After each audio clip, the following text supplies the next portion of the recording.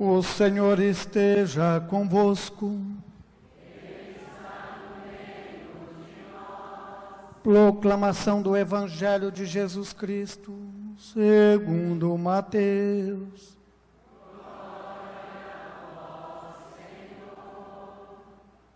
Naquele tempo, disse Jesus a seus discípulos: ficai atentos, para não praticar a vossa justiça na frente dos homens, só para serdes vistos por eles. Caso contrário, não recebereis a recompensa do vosso Pai que está nos céus. Por isso, quando deres esmola, não toques a trombeta diante de ti, como fazem os hipócritas nas sinagogas e nas ruas, para serem elogiados pelos homens. Em verdade vos digo, eles já receberam a sua recompensa. Ao contrário, quando deres esmola, que a tua mão esquerda não saiba o que faz a tua mão direita, de modo que a tua esmola fique oculta, e o teu Pai que vê o que está oculto, te dará a recompensa. Quando orardes, não sejais como os hipócritas, que gostam de rezar em pé, nas sinagogas e nas esquinas das praças, para serem vistos pelos homens. Em verdade vos digo, eles já receberam a sua recompensa. Ao contrário, quando tu orares, entra no teu quarto, fecha a porta e reza ao teu Pai que está oculto, e o teu Pai, que vê o que está escondido, te dará a recompensa. Quando jejuardes, não fiqueis com o rosto triste, como os hipócritas. Eles desfiguram o rosto, para que os homens vejam que estão jejuando. Em verdade vos digo, eles já receberam a sua recompensa.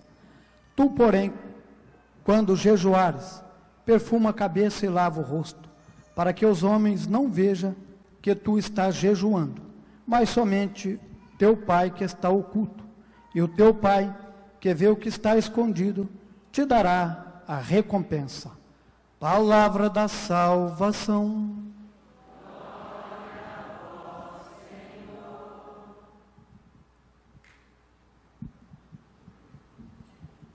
Caríssimos irmãos, minhas irmãs, mais uma vez, como bons cristãos, temos a oportunidade de viver o tempo quaresmal. A Igreja nos propõe que esse tempo seja um tempo que nos leve a celebrar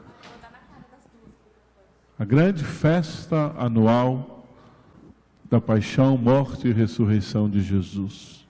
Então a Quaresma está intimamente ligada com o tempo da Páscoa. Ela nos prepara para este acontecimento. Portanto, durante 40 dias, nós viveremos esse tempo como um tempo de jejum, como um tempo de penitência, como um tempo maior de oração, despertando a nossa consciência para a realidade daquilo que nós somos chamados a celebrar, o mistério pascal de Jesus Cristo. Então, iniciamos com esta quarta-feira de cinzas. Após a homilia, nós iremos impor as cinzas sobre as vossas frontes, como o simbólico de uma disposição interior em que nós queremos fazer desse tempo da Quaresma um tempo de maior interioridade, um tempo de maior comunhão com Deus, um tempo que nos leva também a aproximar-nos do outro, daquele que é o nosso irmão. Por isso que a Igreja nos propõe, no tempo da Quaresma, a campanha da fraternidade, com o lema este ano: vós sois todos irmãos. Todos nós somos irmãos, todos nós formamos a grande família humana. Por isso aqui estão diversos profissionais, representando a realidade multicultural do nosso Brasil, em que nós queremos nos unir em torno da temática da paz, para vencermos juntos a violência presente neste mundo, que tem muitas caras, tem muitos rostos, essa violência contra as crianças, contra os pobres, contra os irmãos de rua, contra os jovens, contra a mulher, a violência sexual, a violência racial contra os povos, contra as raças. Nesse sentido, a campanha da fraternidade quer nos motivar a vivermos de fato a nossa vida cristã de uma maneira mais plena, comprometido com a realidade social, porque, querendo ou não, ninguém de nós ainda não chegou à vida eterna. Nós pisamos esse chão, estamos inseridos neste mundo, caminhamos e pisamos nesta terra, nós habitamos um país chamado Brasil e moramos numa cidade. Num certo sentido, a violência também nos toca. Num certo sentido, a violência está muito próximo de nós. Por isso que a campanha da fraternidade pede que cada um de nós nos tornemos todos irmãos, a fim de superarmos a violência que está presente neste mundo.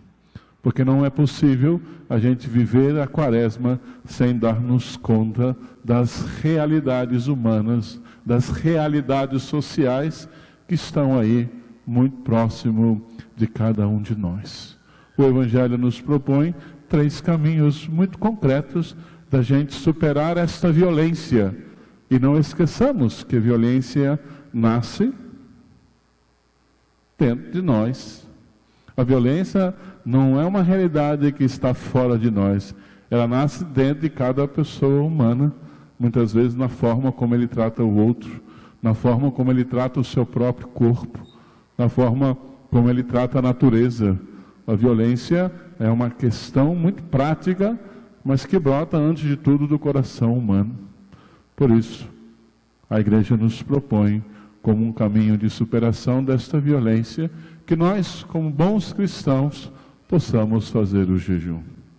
Vejamos, Jesus deixou bem claro, não é jejuar por jejuar. O jejum nos coloca numa dinâmica da gente encontrar-se consigo mesmo. O jejum é um processo interno em que nós, ao nos abster de alguns alimentos, e desculpa falar, você que não gosta de jiló, como é o meu caso, não adianta você fazer jejum de jiló, não é mesmo? Você tem que fazer aquilo que de fato mais te toca de perto, mais mexe contigo, não é?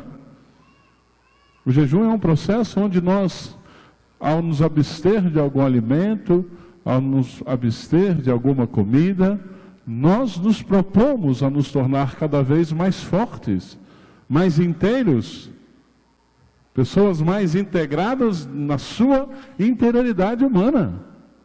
Não adianta nada, a gente faz o jejum, chega na rua, está xingando os outros.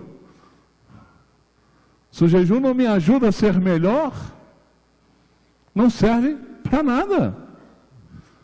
Você pode ficar sem comer carne a vida inteira. Eu conheci uma senhora lá em Curitiba, que já faleceu, passou mais de 50 anos sem comer carne. Uma capacidade interior muito grande e um coração enorme para com os pobres. Procurava ajudar todo mundo. Ficar sem comer carne não adianta nada. Se você não for capaz de amar o seu irmão, de ir ao encontro do outro. Então, quando a igreja fala de jejum, ela fala de um jejum que nos ajuda a nos tornar melhor, mais centrados, mais donos de nós mesmos e menos compulsivos ou impulsivos. Por isso nós vivemos a Quaresma centrada em Jesus Cristo, no encontro com Deus, e aqui cabe também a gente dar conta disso. Então o jejum é uma realidade que nos toca de perto, para que nós sejamos pessoas muito mais centradas e pessoas que capazes de dominar a si mesmo. Da mesma forma, podemos falar aqui da esmola. Da esmola é o olhar para o outro, para o pobre, para o necessitado, onde a esmola não nos permite ficar indiferente à dor ou ao sofrimento de alguém. Então, se a campanha da fraternidade nos diz que nós somos todos irmãos, a esmola é esse processo que nós vivemos interiormente, onde nós nos dispomos a dilatar o nosso coração para ajudar o outro. E aí a esmola não é só dar dinheiro, a esmola é se oferecer um pouco ao outro naquilo que nós somos capazes de dar e ofertar ao outro. Não é para ficar saindo dando dinheiro à torta à direita, não é? Mas Jesus já deixou bem claro que a sua mão direita não saiba o que a sua mão esquerda está fazendo e vice-versa, não é? A esmola tem a capacidade de nos libertar dos nossos apegos humanos. E se existe uma realidade que nós nos apegamos facilmente, é o dinheiro. Mas não é a esmola pela esmola, não é o jejum pelo jejum. É uma esmola que nos leva a ir ao encontro dos mais pobres, a ir ao encontro do irmão que precisa de nós. E como disse um bispo certa vez, os mais pobres estão aí, sempre à nossa porta. E são muitas vezes os doentes, os mais feridos, que precisam também de nós. E aqui a doença, não podemos entender só a doença física, se trata da doença social que joga milhares de pessoas desempregadas na rua, que precisam muitas vezes da nossa solicitude humana. Jejum e esmola são duas realidades. Se o jejum diz respeito à minha pessoa, a esmola diz respeito que eu preciso ir ao encontro do outro, que eu preciso ser melhor para o outro, que eu preciso ajudar o outro a crescer como pessoa humana, também na sua dignidade social, porque muitas vezes o pobre está aí privado de tantas coisas. E por fim, Jesus vai nos falar sobre a oração. E aí a oração é o encontro com Deus. Gente, pode receber cinzas o ano inteiro. Se você não dobrar o seu joelho e rezar um pouco mais, você não vai se converter. Todos os dias pode ter imposição das cinzas. Todos os dias. Não resolve os nossos dilemas humanos. Não é a mágica das cinzas, mas é o processo em que nós nos dispomos a rezar e a nos encontrar com Deus. Senão isso aqui é mágica, não é sacramento, é mágica. Como se as cinzas, como se a Eucaristia fosse um passe de mágica que o padre faz em nome de Deus. Não, é sacramento que nos leva ao encontro do outro, que nos leva ao encontro de Deus, que nos leva ao encontro de nós mesmos. Por isso fica sempre o apelo da primeira leitura que nos fala: voltai-vos para Deus. Quem de nós aqui, a começar de mim, ousaríamos dizer que nós já estamos convertidos? Se às vezes nas próprias relações humanas e familiares, nós queremos mandar nos outros. Nós queremos que as coisas sejam do nosso jeito. Quem haveria de dizer que já está pronto o seu processo de conversão? Não estamos prontos. Quando a igreja fala de conversão, não é converter para a minha igreja. Eu me converti e encontrei Jesus. Tá bom, converteu e encontrou Jesus. Sai na rua, é a mesma porcaria de antes. Xinga no trânsito, grita, buzina para os outros. Encontrou Jesus na onde?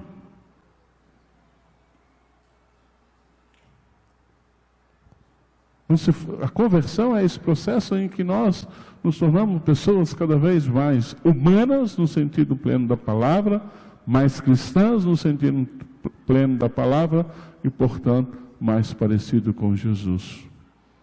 Nas atitudes, nas palavras, nos pensamentos, no modo como nós lidamos hoje, até mesmo com uma coisa muito simples, com o nosso celular. Até no modo como nós hoje lidamos com o nosso celular, nós devemos nos perguntar se eu estou sendo parecido com Jesus. Nas minhas postagens que a gente faz hoje, ou no WhatsApp ou no Facebook, nós devemos nos perguntar se realmente eu tenho sido um bom cristão nas coisas mais simples e cotidianas da vida, que é saber usar o celular, fazer as postagens corretas, ou assim por diante. Porque a conversão não está em simplesmente frequentar a igreja. A conversão está no processo em que nós nos tornamos cada vez mais capazes de agir como Jesus agiu, de fazer as coisas que Jesus fazia, de amar como Jesus amou, de ir ao encontro dos pobres, dos doentes, dos enfermos e dos pecadores, como Jesus sempre fazia, sempre fez. Uma capacidade enorme de sair de si mesmo e ir ao encontro do outro. E neste encontro, Jesus mostrava que Deus é Pai, que Deus o amava. Isto é a nossa conversão. Quando nós nos tornamos, como nos propõe o ano do laicato, ser sal, ser luz, sal da terra e luz do mundo. Portanto, que as cinzas tão significativas, tão simbólicas, tão importantes para nós. Porque quando o padre, o ministro, impõe as cinzas, ele diz: converta-te e creia no Evangelho. Quer dizer, você ainda não está pronto, você ainda precisa se converter, você ainda precisa melhorar como pessoa, como cristão, como profissional. Nós, como padre, como ministro da Eucaristia, precisamos melhorar e crer na palavra de Jesus, porque não há conversão sem fé. Então, que Deus nos ajude, iniciando esse tempo da Quaresma, a viver bem esse tempo quaresmal como um tempo de conversão, como diz São Paulo: deixai-vos reconciliar por Deus. Deixai-vos reconciliar por Deus. Louvado seja o nosso Senhor Jesus Cristo.